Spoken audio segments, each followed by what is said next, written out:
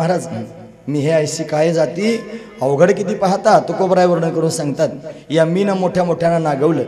हा मी घालवला पाहिजे, त्याला घालवण्याकरता प्रयत्न केले पाहिजे. आणि ऐकतात ना तुम्ही सर्वजण, हा मी कोणत्याच साधनानं जात नाही, हा मी ज्ञानानं जात नाही. कारण का ज्ञानामध्ये अहम ब्रह्मास्मी, तिथं आधी अहम आहे मग ब्रह्म आहे. हा ज्ञानामध्ये आधी अहम म्हणावं लागतंय मग ब्रह्म, तिथे अहम आहे. मग दृढ अपरोक्ष ज्ञान होणं सहजासहजी शक्य नाही. त्याच्याकरिता फार खोल सखोल त्याच्यामध्ये प्रवेश करावा लागेल.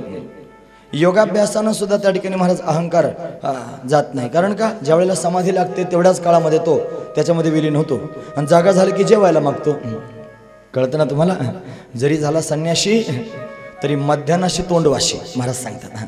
दुपार झाली की खायला लागतं ना, त्याचा अहंकार तिथेही जागाच होतो, योगानेही पूर्ण जात नाही. मग गेलाच तर त्या ठिकाणी जातो भक्तीनं प्रेमानं. भगवंतावर प्रेम केलं तर प्रेमानं त्या ठिकाणी अहंकार निघून जातो. म्हणून प्रेमानं त्या ठिकाणी अहंकार घालवता येतो. स्थूल देहाचा बाध करावा. स्थूल देहाचा, या स्थूल देहामध्ये त्या ठिकाणी पंचकृत पंचमहाभूतांची 25 तत्व आहेत. पंचकृत पंचमहाभूतांच्या 25 तत्वांपासून स्थूल देह निर्माण झाला. याच्या आतमध्ये सूक्ष्म शरीर आहे. या स्थूल देहाला जाणून घ्यावं आणि जाणून हे मी नाही आणि माझं नाही असं त्या ठिकाणी जाणं. शास्त्रात एक दृष्टांत सांगितला. घटद्रष्टा घटात भिन्न. हा जसा घटाला पाहणारा घटाहून वेगळा असतो तसे या स्थूल देहाला पाहणारा मी त्याच्याहून वेगळा आहे असं जाणावं. याच्या आतमध्ये त्या ठिकाणी महाराज म्हणजे हा स्थूल देह मी नाही आणि माझा नाही. मी का बरं नाही, मी याला पाहतो आहे म्हणजे त्याच्यापेक्षा मी वेगळा आहे. हा जो ग्रंथ आहे ना, या ग्रंथाला मी पाहतो आहे म्हणजे या ग्रंथापेक्षा मी कसा आहे, वेगळा आहे. हे जसं आहे तसं या शरीराला मी पाहतो आहे, त्या अर्थी या शरीराहून मी कसा आहे, वेगळा आहे. म्हणजे शरीर म्हणजे मी नाही मग, आणि शरीर माझं पण नाही. मग कोणा पंचमहाभूतांचं ते त्या ठिकाणी पृथ्वी आप तेज वायू आणि आकाश या पंचमहाभूतांचं गोस्वामीजी वर्णन करून सांगतात.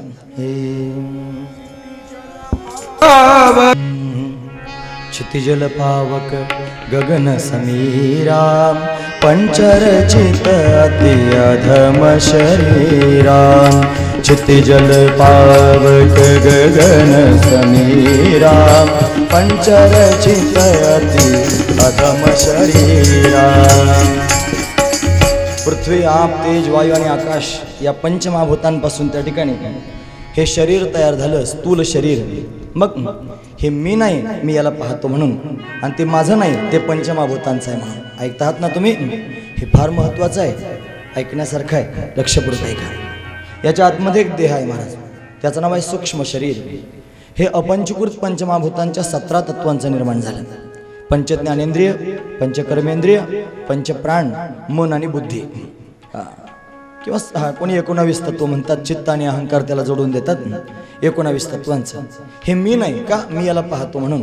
मनाची जाणीव आपल्याला होते ना, बुद्धीची जाणीव आपल्याला होते ना, म्हणून त्याच्यापेक्षा आपण त्या ठिकाणी वेगळे आहोत. आणि ते पंचमहाभूतांचं आहे.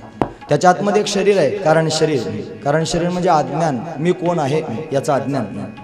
आणि ते अज्ञान त्या ठिकाणी मी नाही, मी त्याच्यापेक्षा वेगळा आहे. त्याच्या आतमध्ये एक शरीर आहे, त्याचं नाव आहे महाकारण शरीर. ऐकतात ना सर्वजण, महाकारण शरीर. महाकारण शरीर म्हणजे मी ब्रह्मरूप आहे, मी ब्रह्मरूप आहे, हा जो बोध त्याला म्हणतात महाकारण शरीर. या महाकारण शरीराचा सुद्धा बाध करावा. कारण जोपर्यंत मी आहे तोपर्यंत पूर्णत्व नाही ना. ज्यावेळेला मी संपून जाईल त्यावेळेला पूर्णत्व येईल. मग त्याला घालवावं, त्याचा बाध करावा विचाराने. आणि त्याच्या आतमध्ये असणारं एक शरीर आहे, मी आहे, जाणीवेचं शरीर. मी ब्रह्मरूप आहे असं त्या ठिकाणी निघून जातं. आणि मी आहे, मी आहे, मी आहे, अस्तित्व शिल्लक राहतं. काय राहतं, अस्तित्व.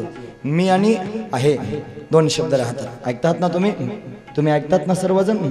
काय शिल्लक राहिलं, मी आहे, ही जाणीव आहे. जाणू जाता जाणीव घाली आड फाटाओ. परमात्म्यापर्यंत जर जायचं असेल, तो जर मिळवायचा असेल तर जाणीव आडवी पडते. म्हणजे अस्तित्वाची जाणीव आडवी पडते, ती पण घालवली पाहिजे महाराज. म्हणून त्या ठिकाणी ब्रह्मरस गोडी तयासी फावली, वासना निमाली समळ ज्याची, नाही त्या विटाळ अखंड सोवळा. आणि उपाधी वेगळा जाणीवेच्या, जाणीवेच्या पलीकडे त्या ठिकाणी निघून जातो. म्हणजे मी आहे, त्याच्यातही मी आहेच. याच्यामध्ये मी आहे ना, तो सतत बदलणार आहे. आणि जो आहे ना, तो कायमचा आहे. कसं काय माहिती आहे? स्थूल देहामध्ये सुद्धा मी स्थूल शरीर आहे, सूक्ष्म देहात मी सूक्ष्म शरीर आहे, कारण देहात मी कारण शरीर आहे, महाकारणात मी महाकारण शरीर आहे, अतिकारणात मी अतिकारण शरीर आहे. आहे हा प्रत्येक ठिकाणी आहे, पण मी हा सतत बदलला. स्थूल झाला, सूक्ष्म झाला, कारण झाला, महाकारण झाला, अतिकारण झाला. हे मी बदलणारं त्या ठिकाणी तत्व आहे. त्या मी बदलणाऱ्या तत्वाला घालवल्याशिवाय स्थिर होता येत नाही. मग काय करावं? हे ज्ञानानं योगानं जाणार नाही, मग जाईल तर भक्तीनं. भक्तीच्या माध्यमातून हा जो मी आहे ना, या मीला काहीतरी नाव द्यावं, आणि जो आहे ना त्या आहेला काहीतरी नाव द्यावं. ऐकतात ना तुम्ही? दोघांना 2 नावं देऊन टाकावे. मग काय त्या मीला काय नाव देणार सांगू मी? त्या मीला नाव आहे राधा. काय नाव द्यावं? राधा. राधा म्हणजे धारा, भक्तीची धारा, प्रेमाची धारा. राधा. मी कोण आहे म्हणा ना? राधा. सगळेजण स्वतःच्या छातीला हात लावून म्हणा, मी राधा, मी राधा. आणि आहे कृष्ण, कारण कृष्णच असा आहे जो कधीच बदलत नाही. कृष्ण स्थिर आहे, जे अस्तित्व आहे तो परमात्मा आहे, तो कधी बदलला नाही. स्थूलातही होता आहे, सूक्ष्मात, कारणात, महाकारणात, सगळ्यांमध्ये अस्तित्व परमात्म्याचं आहेच, ते कधी जात नाही. नासतो विद्यते भावो ना भावो विद्यते सतः. स्वतःचा कधी अभाव होत नाही आणि असताला कधी भावच नाही. असत कधी नाहीच महाराज. म्हणून त्या ठिकाणी जो आहे ना, त्या आहेला म्हणावं कृष्ण आणि मीला म्हणावं राधा. सोपा उपाय आहे महाराज. म्हणून मी काय व्हावं? राधा. आणि आहे त्या शब्दाला त्या ठिकाणी नाव द्यावं कृष्ण. मी राधा आणि कृष्ण आहे. मी राधा आणि कृष्ण आहे. म्हणा सगळ्यांनी माझ्या मागे, मी राधा आणि कृष्ण आहे. वाह, आता तुम्हीच राधा कृष्ण झालात. याचंच नाव आहे राधेश्याम परिवार. माहिती आहे तुम्हाला? या मुद्द्यावर त्या ठिकाणी येऊन ठेपणं हेच या परिवाराचं वैशिष्ट्य आहे. स्वतःला राधा म्हणणं, या उच्च असणाऱ्या भूमिकेत त्या ठिकाणी पदार्पण करणं. मी राधा आणि कृष्ण आहे. मग काय करावं माहिती आहे? या मीन राधा होऊन सदैव कृष्णाचं चिंतन करावं. मग त्या मीन म्हणजे राधेनं त्या ठिकाणी कृष्ण कृष्ण कृष्ण कृष्ण कृष्ण कृष्ण म्हणत राहावं. आणि मग काय होतं माहिती आहे? चिंतने चिंतने तद्रुपता. मग ती जी राधा रूपी जो मी आहे तो परमात्म्यात विलीन होईल. आणि तो परमात्म्यात विलीन झाला की शिल्लक कोण राहील? कृष्ण आहे शिल्लक राहील. हे परमात्म्याच्या प्राकट्याचं लक्षण आहे. ही प्रक्रिया आहे. याच प्रक्रियेनं त्या ठिकाणी गेलं पाहिजे. म्हणून आपण त्या ठिकाणी त्या मुद्द्यावर उपस्थित राहावं. देहाध्यास घालवावा, देहाभास घालवावा. म्हणून धेनुकासूर हा देहाभास आहे आणि भगवंतानं तो घालवला. एक एक त्या ठिकाणी घालवायचा आहे महाराज.